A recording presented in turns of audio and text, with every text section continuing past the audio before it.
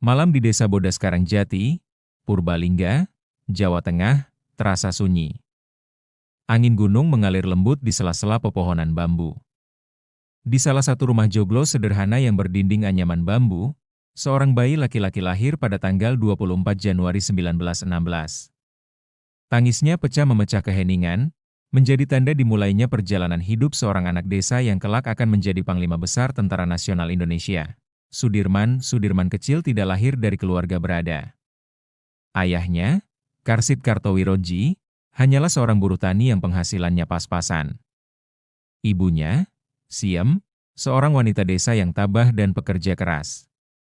Namun karena kondisi ekonomi, Sudirman akhirnya diadopsi oleh pamannya, Raden Cokrosunaryo, seorang guru dan kepala sekolah HIS, Hollandse School, di Cilacap. Sejak kecil, Sudirman tumbuh di lingkungan yang sangat menghargai pendidikan dan kedisiplinan. Sejak usia belia, ia sudah menunjukkan sifat yang jarang dimiliki anak seusianya. Serius, penuh rasa tanggung jawab, dan tekun belajar. Sifat ini membuatnya disegani oleh kawan-kawannya. Walau tubuhnya kecil dan ringkih, keberaniannya membuatnya kerap menjadi pelindung bagi teman-teman yang lemah. Didikan keras dan nilai kehidupan di rumah pamannya, Sudirman dididik dengan disiplin. Ia harus bangun sebelum matahari terbit, membantu pekerjaan rumah, lalu berangkat sekolah dengan pakaian rapi.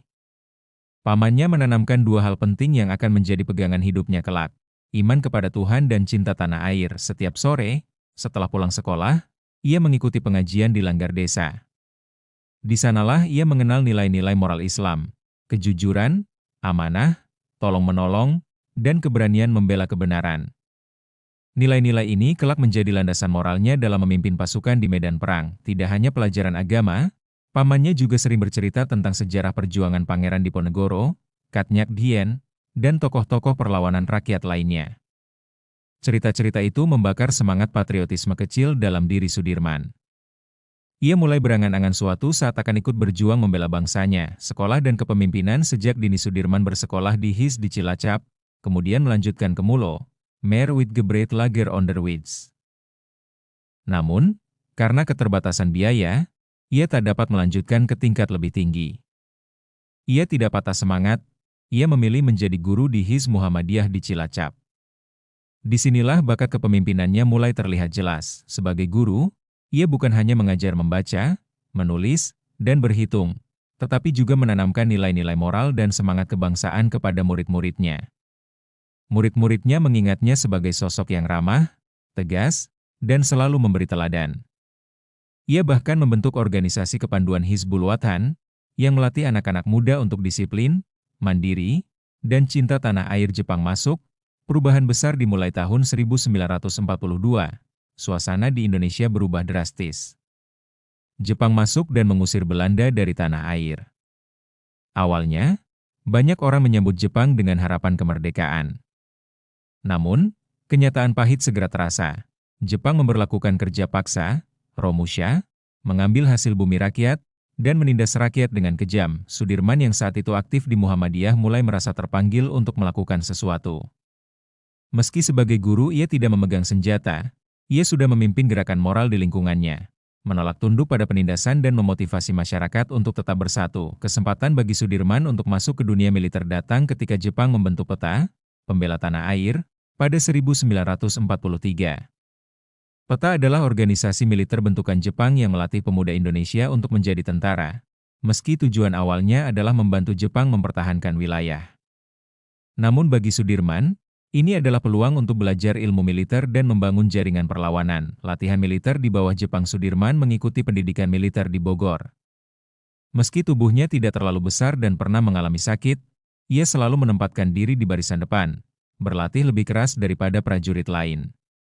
Disiplin yang tinggi, keberanian, dan kecerdasannya membuat ia cepat naik pangkat menjadi komandan batalion di Banyumas. Di Banyumas, ia memimpin pasukannya dengan gaya kepemimpinan yang unik. Ia tidak hanya memberi perintah, tetapi juga hidup bersama pasukannya, makan seadanya, bahkan tidur di barak yang sama. Hal ini membuatnya sangat dicintai oleh anak buahnya. Namun, di balik itu semua, Sudirman diam-diam memanfaatkan jabatannya untuk menanamkan rasa kebangsaan. Ia mengatakan kepada pasukannya, "Kita ini dilatih Jepang, tapi hati kita milik Indonesia. Ingatlah, suatu saat senjata ini akan kita gunakan untuk membela tanah air, bukan membela penjajah. Menjelang proklamasi kemerdekaan ketika Jepang mulai terdesak oleh sekutu pada 1945, suasana politik di Indonesia memanas. Rakyat mulai mendesak para pemimpin untuk memproklamasikan kemerdekaan. Sudirman dan rekan-rekannya di peta mulai memikirkan langkah-langkah strategis jika kemerdekaan itu datang, termasuk bagaimana mempertahankan kemerdekaan dari kemungkinan serangan Belanda yang ingin kembali. Saat proklamasi kemerdekaan dibacakan oleh Soekarno dan Hatta pada 17 Agustus 1945, Sudirman sedang berada di Banyumas. Begitu mendengar berita itu, ia mengumpulkan pasukannya. Dengan penuh semangat ia berkata, "Saudara-saudaraku, hari ini bangsa kita merdeka.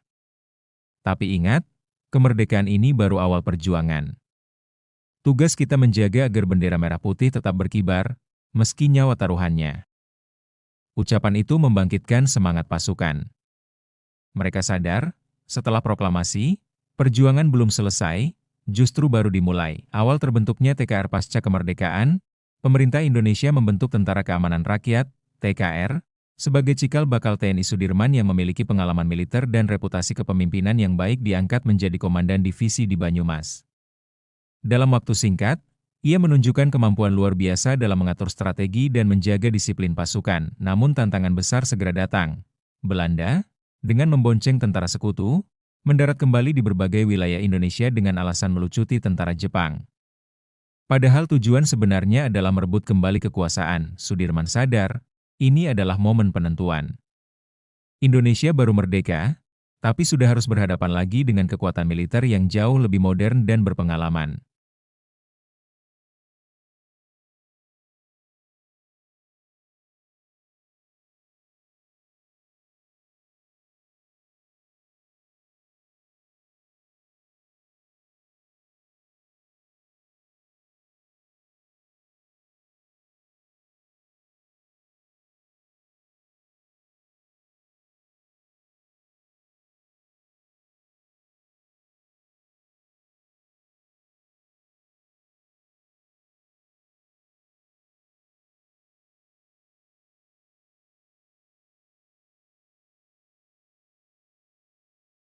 Musim hujan akhir 1945 membawa hawa dingin di dataran tinggi Jawa Tengah.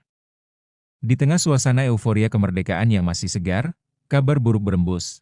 Pasukan Belanda, yang menunggangi tentara sekutu, mulai masuk ke Jawa Tengah dengan alasan mengamankan tawanan perang Jepang. Di balik alasan itu, tersimpan niat untuk merebut kembali kekuasaan yang baru saja diraih rakyat Indonesia. Ketegangan di Ambarawa-Ambarawa, sebuah kota kecil yang strategis di antara Semarang dan Magelang, menjadi titik panas. Awalnya, pasukan sekutu, terutama Inggris, datang untuk membebaskan tawanan perang di penjara Ambarawa. Namun, dalam waktu singkat, posisi mereka dimanfaatkan oleh Belanda untuk memperluas pengaruh.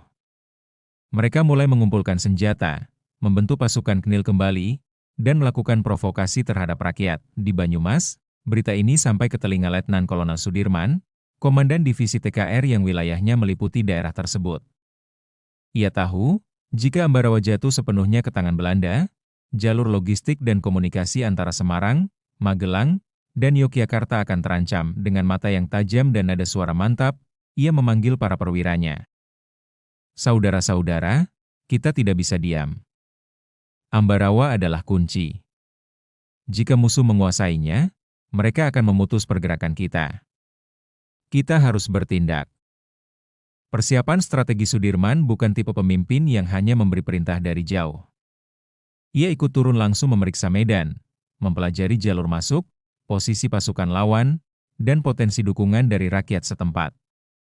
Di setiap desa yang ia lewati, ia berhenti untuk berbicara dengan tokoh masyarakat, menenangkan rakyat, dan meminta dukungan logistik. Pasukannya terdiri dari beragam unsur, bekas prajurit peta, laskar rakyat, pemuda desa, bahkan para santri yang belum pernah memegang senjata api sebelumnya. Persenjataan mereka tidak sebanding dengan pasukan musuh. Senapan tua, bambu runcing, dan beberapa granat peninggalan Jepang. Namun semangat mereka menggelegak. Sudirman menekankan satu hal, perang ini bukan hanya soal senjata, tapi soal tekad dan strategi. Ia membagi pasukan menjadi beberapa regu kecil, masing-masing diberi tugas menguasai jalur tertentu, memutus suplai musuh, dan mengganggu pergerakan mereka. Serangan pertama tanggal 20 November 1945, suasana tegang menyelimuti Ambarawa. Pasukan TKR yang dibantu Laskar Rakyat mulai merangsek dari berbagai arah. Serangan dilakukan serentak dengan memanfaatkan kabut pagi. Dentuman senjata memecah udara, teriakan komando bercampur dengan suara doa yang dipanjatkan di tengah tembakan. Sudirman memimpin dari garis depan. Ia selalu berpindah dari satu titik pertempuran ke titik lain, memastikan moral pasukannya tetap tinggi. Dalam pertempuran jarak dekat, ia bahkan beberapa kali melepaskan tembakan langsung ke arah musuh. Namun, pasukan Belanda yang dibantu Inggris cukup tangguh. Mereka memiliki senjata otomatis, mortir, dan kendaraan lapis baja. Meski begitu, TKR berhasil mendesak mereka mundur ke pusat kota Ambarawa. Pertempuran berlangsung sengit selama beberapa hari. Taktik Supit Udang melihat situasi yang masih buntu. Sudirman merancang taktik baru. Ia memutuskan menggunakan taktik Supit Udang, menyerang dari dua sisi sekaligus sambil memutus jalur mundur musuh. Pasukan dibagi menjadi dua sayap besar, satu menyerang dari utara dan satu dari selatan. Sementara itu, regu kecil memotong jalur logistik musuh di belakang. Tanggal 12 Desember 1945, operasi dimulai. Serangan dilakukan saat fajar, memanfaatkan kabut tebal yang menutupi pergerakan pasukan. Dalam hitungan jam, pasukan Belanda dan Inggris mulai terjepit. Kendaraan mereka sulit bergerak karena jalan dipenuhi barikade pohon dan lubang jebakan yang dibuat rakyat setempat. Suara takbir berkumandang dari para pejuang, menambah semangat tempur.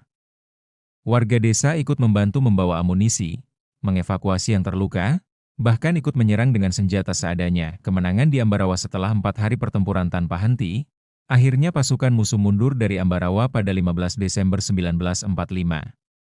Kemenangan ini disambut sorak-sorai rakyat. Bendera merah putih kembali berkibar di alun-alun Ambarawa. Bagi Sudirman, kemenangan ini bukan hanya soal merebut kota. Ini adalah bukti bahwa pasukan rakyat yang minim senjata mampu mengalahkan pasukan modern jika memiliki strategi dan semangat juang. Kabar kemenangan ini menyebar cepat ke seluruh Jawa. Nama Letnan Kolonel Sudirman mendadak terkenal. Ia bukan hanya dipandang sebagai komandan militer yang cerdas, tapi juga pemimpin yang merakyat.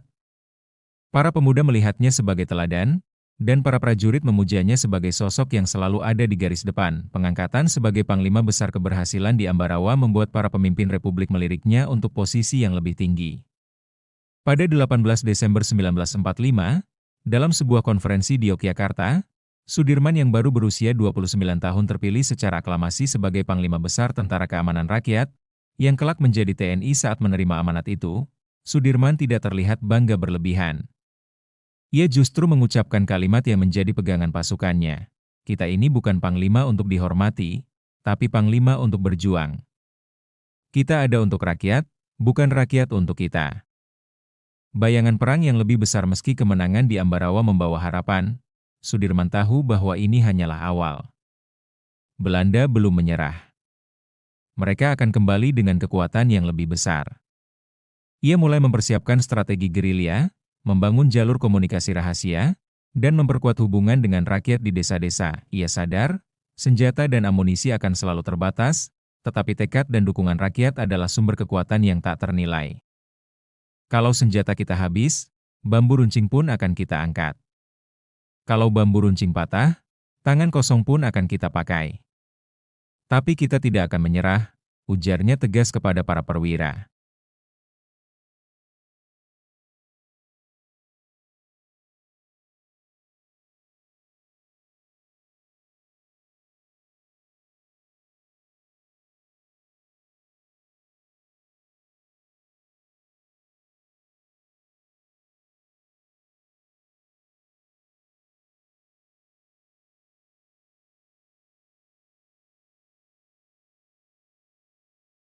Awal tahun 1948, Republik Indonesia yang masih muda kembali menghadapi ujian berat. Perjanjian Renville yang baru saja ditandatangani menyisakan kekecewaan di pihak Indonesia. Banyak wilayah yang sebelumnya dikuasai TNI harus diserahkan kepada Belanda. Moral pasukan terguncang, rakyat resah, dan situasi politik semakin rumit. Di tengah kondisi yang sudah sulit itu, Jenderal Sudirman mendapat kabar buruk. Dokter mendiagnosisnya mengidap tuberkulosis paru-paru. Penyakit ini membuatnya sering batuk darah, tubuh lemas, dan nafas pendek. Para dokter menyarankan ia beristirahat total di rumah sakit, namun bagi Sudirman, perintah dokter itu sulit diterima. Baginya, menjadi panglima besar berarti berada di sisi pasukannya, apapun kondisinya. Kalau saya hanya berbaring di tempat tidur, siapa yang akan memimpin pasukan? Belanda tidak akan menunggu saya sembuh untuk menyerang, katanya tegas kepada ajudannya. Serangan umum Belanda kekhawatiran Sudirman terbukti. Pada 19 Desember 1948, Belanda melancarkan agresi militer kedua. Yogyakarta, ibu kota Republik saat itu, diserbu dan diduduki. Presiden Soekarno, Wakil Presiden Hatta, dan beberapa menteri ditangkap dan diasingkan. Belanda mengumumkan kepada dunia bahwa Republik Indonesia sudah tidak ada lagi. Bagi Sudirman, ini adalah saat yang menentukan. Meski tubuhnya kurus kering dan hanya bisa berdiri dengan bantuan tongkat, ia menolak menyerah. Dengan napas terengah-engah, ia memanggil para perwira ke rumah sakit tempat ia dirawat. Kita tidak akan tinggal diam. Kita akan lawan mereka dengan cara kita, perang gerilya. Belanda bisa merebut kota, tapi tidak akan pernah menguasai hutan, gunung, dan desa-desa kita. Memulai perang gerilya pada malam yang sama, Sudirman meninggalkan Yogyakarta bersama pasukan pengawalnya. Tubuhnya terlalu lemah untuk berjalan jauh, sehingga ia dibawa menggunakan tandu yang terbuat dari bambu dan kain. Dua prajurit memanggulnya bergantian melewati hutan, ladang, dan jalan setapak yang nyaris tak terlihat. Cuaca musim hujan membuat perjalanan semakin berat. Hujan deras sering mengguyur, membuat tanah licin dan berlumpur. Namun semangat pasukan tidak padam. Mereka tahu siapa yang mereka bawa, seorang panglima besar yang rela meninggalkan kenyamanan demi tetap memimpin di garis depan. Setiap kali rombongan berhenti untuk istirahat, Sudirman memanggil para komandan regu untuk memberikan instruksi. Dengan suara lemah namun tegas, ia mengatur strategi serangan kilat terhadap pos-pos Belanda, penyergapan konvoi logistik, dan penghadangan patroli musuh. Hidup di tengah hutan hidup dalam pelarian bukan hal mudah, apalagi bagi orang sakit. Sudirman tidur di gubuk darurat beratap daun, makan seadanya dari hasil berburu atau pemberian rakyat desa. Kadang hanya ada singkong rebus dan air hujan sebagai pengganjal perut. Malam hari udara pegunungan yang dingin sering membuat batuknya kambuh. Namun ia menolak beristirahat terlalu lama. Rakyat di desa-desa yang dilalui memberikan dukungan luar biasa. Mereka menyediakan tempat singgah, menyembunyikan pasukan, dan memberi informasi tentang pergerakan musuh. Bagi rakyat, melihat panglima besar mereka tetap berjuang meski sakit parah adalah sumber semangat yang tak ternilai. Seorang nenek di desa terpencil pernah berkata kepada anaknya, "Nak, kalau panglima saja mau dipanggul dari hutan ke hutan demi kita, masa kita mau diam saja? Kita harus bantu meski cuma dengan nasi dan doa." Perang psikologis melawan Belanda. Perang gerilya yang dipimpin Sudirman membuat Belanda frustrasi. Mereka menguasai kota-kota besar, tetapi jalur komunikasi dan logistik mereka terus-menerus diganggu. Pos-pos mereka diserang tiba-tiba lalu menghilang ke hutan. Berita tentang keberadaan Panglima Sudirman yang masih aktif memimpin membuat moral pasukan Belanda goyah. Lebih dari itu, Sudirman sadar bahwa perang ini bukan hanya soal menang atau kalah di medan tempur, tetapi juga soal perang psikologis. Selama ia masih memimpin pasukan di lapangan, dunia internasional akan tahu bahwa Republik Indonesia masih ada dan berjuang. Ia pernah berpesan kepada pasukannya, "Kita ini ibarat lilin di tengah malam. Meski kecil, cahaya kita bisa memberi harapan bagi yang lain. Selama kita belum padam, rakyat akan percaya bahwa Indonesia masih hidup." Dari tandu, mengatur serangan meski hanya bisa berbaring di tandu, Sudirman tetap memantau peta pertempuran, menerima laporan, dan mengirim kurir dengan perintah tertulis. Ia hafal jalur-jalur rahasia di pegunungan Jawa Tengah, sehingga bisa mengarahkan pasukannya menghindari pengepungan musuh. Pernah suatu kali, konvoi pasukan Belanda yang membawa logistik besar dihentikan oleh serangan mendadak di jalan pegunungan. Serangan itu dirancang langsung oleh Sudirman, yang saat itu sedang terbaring di tandu di sebuah gubuk kecil tak jauh dari lokasi. Setelah serangan berhasil, ia hanya tersenyum tipis dan berkata kepada ajudannya, "Lihat, meski badan saya terbaring, pikiran saya masih bisa berlari." 7 bulan dalam perang gerilya ini berlangsung selama lebih dari 7 bulan. Sudirman dan pasukannya bergerak dari desa ke desa, menghindari pengepungan, menyerang lalu menghilang. Semua ini dilakukan dalam kondisi fisik yang kian menurun. Namun semangatnya tidak pernah luntur. Akhirnya, setelah melalui tekanan internasional dan perjuangan rakyat di berbagai front, Belanda setuju untuk melakukan perundingan. Kesepakatan tercapai dalam perjanjian Roem-Royen pada Mei 1949, yang salah satu isinya adalah pengakuan Belanda bahwa Republik Indonesia masih ada dan pemerintahan akan kembali ke Yogyakarta. Ketika Yogyakarta kembali menjadi ibu kota pada 6 Juli 1949, Sudirman memasuki kota dengan tandu yang membawanya selama berbulan-bulan. Rakyat menyambutnya dengan tangis haru. Mereka melihat seorang panglima yang tidak hanya memimpin dengan otak, tetapi juga dengan hati, dan yang terpenting, dengan teladan.